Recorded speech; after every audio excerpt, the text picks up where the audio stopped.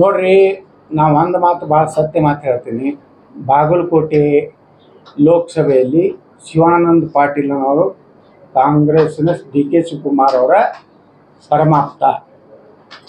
ಅವರು ಒಬ್ಬ ಸ್ವಾಮೀಜಿಗಳಿಗೆ ಫೋನ್ ಮಾಡಿ D K Shivakumar conference call ತಗೋತಾರಲ್ಲ, ಸ್ವಾಮೀಜಿ ಡಿ ಕೆ ಶಿವಕುಮಾರ್ ಶಿವಾನಂದ ಪಾಟೀಲ್, ಸ್ವಾಮೀಜಿ ನಮಗೆ ನೀವೆಲ್ಲ ಆಶೀರ್ವಾದ ಮಾಡಿರಿ, ಲಿಂಗಾಯತರು ಶಿವಾನಂದ ಪಾಟೀಲ್ ನಮ್ಮ ಮನುಷ್ಯ ಅದಾನೆ, ನಾವು ಒಕ್ಕಲಿಗರು ಒಂದಾಗಿ ಈ ಸಿದ್ದರಾಮಯ್ಯವ್ರನ್ನ ಲೋಕಸಭೆ ಎಲೆಕ್ಷನ್ ಮುಗಿದು 15 ದಿವಸನಾಗ ನಾವು ಉಳಿಸ್ತೀವಿ, ಅದಕ್ಕೆ ನಿಮ್ಮ ಸಹಕಾರ ಇರಲಿ. ಸಿದ್ದರಾಮಯ್ಯ ಒಟ್ಟೆ ಯಾವ ಸಂದರ್ಭದಲ್ಲಿ ಸೋನಿಯಾ ಗಾಂಧಿ ಮತ್ತು ರಾಹುಲ್ ಗಾಂಧಿ ಇವರಿಬ್ಬರೂ ನಾವು ಮಾತಾಡಿದ್ವಿ. ನಂದು ಈಗ ಹೇಳಕತ್ತಾರಲ್ಲ ಅವ್ರು ಒಕ್ಕಲಿಗರ ಸಮಾವೇಶನಾಗ ಏನು ಹೇಳ್ಯಾರ, ನಾವು ಒಬ್ಬ ಒಕ್ಕಲಿಗರ ಮುಖ್ಯಮಂತ್ರಿ ಆಗೋಗ್ಬೇಕಂದ್ರೆ ಸಿದ್ದರಾಮಯ್ಯನವ್ರನ್ನ ಇಳಿಸುವಂಥದ್ದು ಎಲ್ಲ ಅವ್ರ ಅಜೆಂಡಾ ತಯಾರಾಗಿದೆ. ನಾನು ರಾಜ್ಯದ ಹಾಲಮತ ಸಮುದಾಯದವರಿಗೆ ವಿನಂತಿ ಮಾಡ್ಬೋದೇನೆಂದರೆ, ನಿಮ್ಮ ಸಿದ್ದರಾಮಯ್ಯ ಕರ್ನಾಟಕದಲ್ಲಿ ಮುಖ್ಯಮಂತ್ರಿ ಆಗಿ ಮುಂದುವರಿಬೇಕಾದ್ರೆ ಡಿ ಕೆ ಶಿವಕುಮಾರ್ ಚೀಲಗಳು ಎಲ್ಲೆಲ್ಲಿ ನಿಂತಾರ ಅವ್ರನ್ನೆಲ್ಲ ಸೋಲಿಸಿದ್ರೆ ಮಾತ್ರ ಸಿದ್ದರಾಮಯ್ಯನವರು ಮುಖ್ಯಮಂತ್ರಿಯಾಗಿ ಮುಂದುವರಿತಾರೆ. ಈಗಾಗಲೇ ಕಾಂಗ್ರೆಸ್ಸು ಒಡೆದ ಮನೆಯಾಗಿದೆ.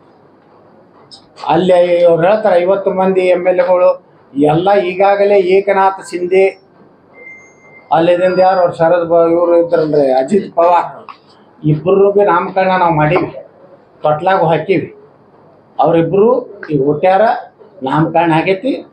ಈ ಲೋಕಸಭೆ ಎಲೆಕ್ಷನ್ ಪ್ರೌಢಾವಸ್ಥೆಗೆ ಬರ್ತಾರೆ, ಸರ್ಕಾರ ಬೀಳ್ತದೆ, ಹಳೆಯಾಗತ್ತೆ 100%. ಅವ್ರು ಡಿ ಕೆ ಶಿವಕುಮಾರ್ನೇ ವ್ಯವಸ್ಥಿತವಾಗಿ ಸಿದ್ದರಾಮಯ್ಯ ಇಳಿಸ್ಲಿಕ್ಕೆ ಸುಮ್ಮ ಮಾತಾಡ್ತಾರೆ ಅವರು.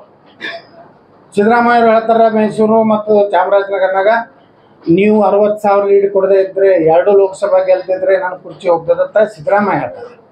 ಡಿ ಕೆ ಶಿವಕುಮಾರ್ ಹೇಳ್ತಾರೆ ನೀವು ನನ್ನ ಪರವಾಗಿರುವ ಮಂಡ್ಯದ ನನ್ನ ತಮ್ಮ ಡಿ ಕೆ ಸುರೇಶನ ನೀವು ಸೋಲಿಸಿಬಿಟ್ರೆ ಒಕ್ಕಲಿಗ ಜನಾಂಗಕ್ಕೆ ಮುಖ್ಯಮಂತ್ರಿ ಆಗುವಂಥ ಅವಕಾಶ ಆಗ್ತದೆ. ಅಂದ್ರೆ ಡಿ ಕೆ ಶಿವಕುಮಾರ್ ಸಿದ್ದರಾಮಯ್ಯ ಅವರು ಹಳ್ಳಿ ಮೈಸೂರು ಹಳೆ ಮೈಸೂರು ಭಾಗನ ಬಿಟ್ಟರೆ ಅವರಿಗೆ ಭಯ ಇರೋದು ತಮ್ಮನ ಹೆಂಗೆ ಆರಿಸ್ತಿರ್ಬೇಕು. ಡಿ ಕೆ ಶಿವಕುಮಾರ್ ಅವ್ರಿಗೆ ಮೈಸೂರು ಚಾಮರಾಜನಗರದಲ್ಲಿ BJP ಬಂದ್ರೆ ನನಗೈತಿ ಅನ್ನೋದು ಸಿದ್ದರಾಮಯ್ಯ. ಇದೇ ಚಿಂತೆಯಲ್ಲೇ ಅವರಿಬ್ಬರು ಅದಾರೆ.